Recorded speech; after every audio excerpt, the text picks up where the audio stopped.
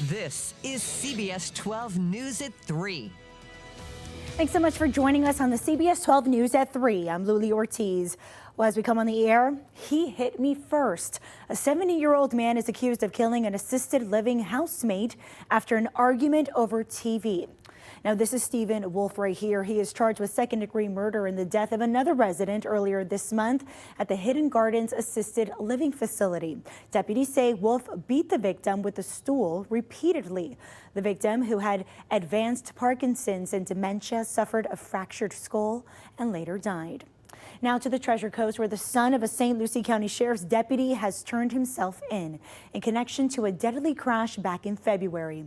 CBS 12 News learned that Ryan Hester was behind the wheel of a truck involved in that crash that killed a 32-year-old woman. He faces DUI, manslaughter, and vehicular homicide charges. Hester is the son of the Chief Deputy Brian Hester, the Director of Law Enforcement for the St. Lucie County Sheriff's Office. Deputy Hester issued a statement on his Facebook page saying, "We know individuals must be held accountable for their actions and ask for prayers for everyone involved, especially the family who lost a loved one."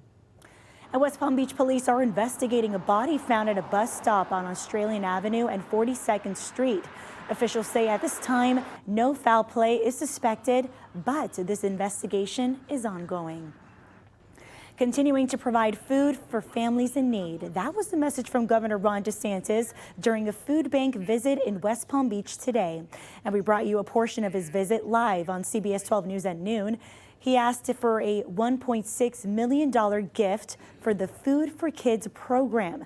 This allows students to take special bags home over the weekend to ensure they have a healthy meal.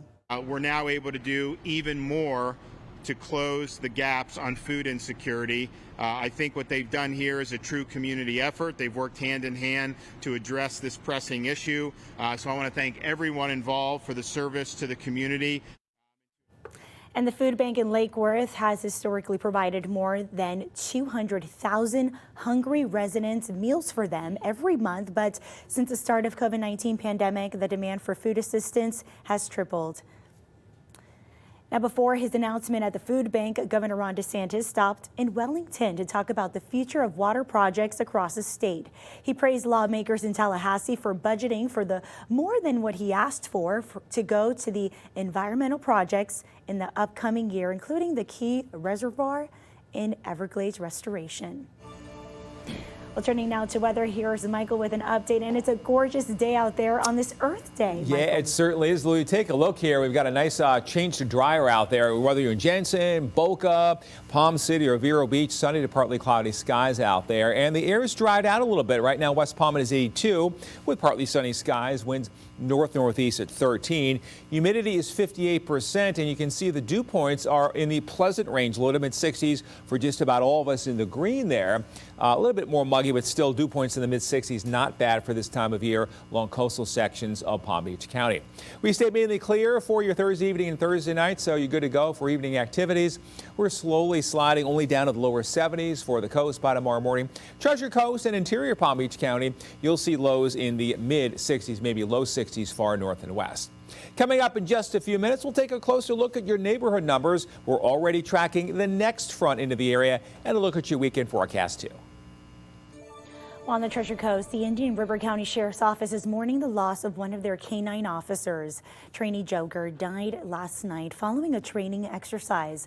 Officials say he accidentally swallowed a training aid and it was lodged in his throat. Joker was 18 months old and came from the Czech Republic. He had been with the Indian River County Sheriff's Office since February. Now today, 20-year-old Dante Wright is being laid to rest. Wright was shot and killed by a Minnesota police officer. Officer Kim Potter shot Wright with her service weapon during a traffic stop in Brooklyn Center, Minnesota. She said that she thought that she pulled her taser out. Potter resigned from the department and has been charged with manslaughter. She faces a maximum of 10 years in prison if she is convicted. And just one day after former police officer Derek Chauvin was found guilty in George Floyd's death, the Department of Justice announced an investigation into the Minneapolis Police Department. The U.S. Attorney General says that it will look into whether the Minneapolis Police Department engages in unlawful policing and discrimination. There's also renewed pressure of Minnesota lawmakers to reach a deal on police reform. Now they're hoping to hammer it out by next month's one-year anniversary of Floyd's death.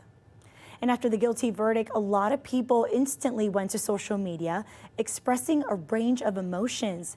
Jen Tomko, a psychotherapist, says in the aftermath of the verdict, it's important to manage your emotions during these difficult times.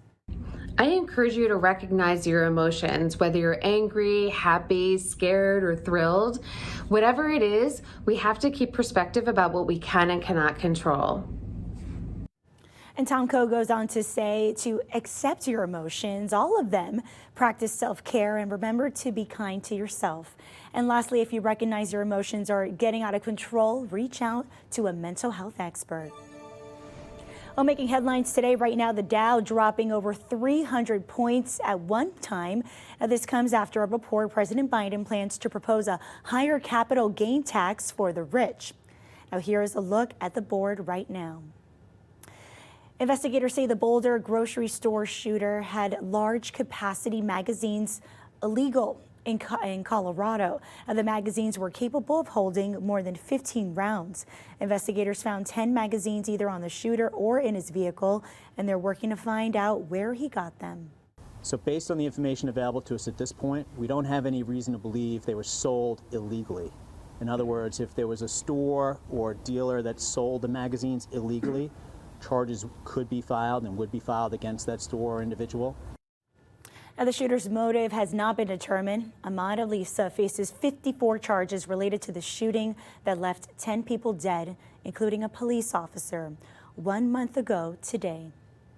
This brings us to our question of the day. Do you think your community is safer today than it was a year ago? Yes or no?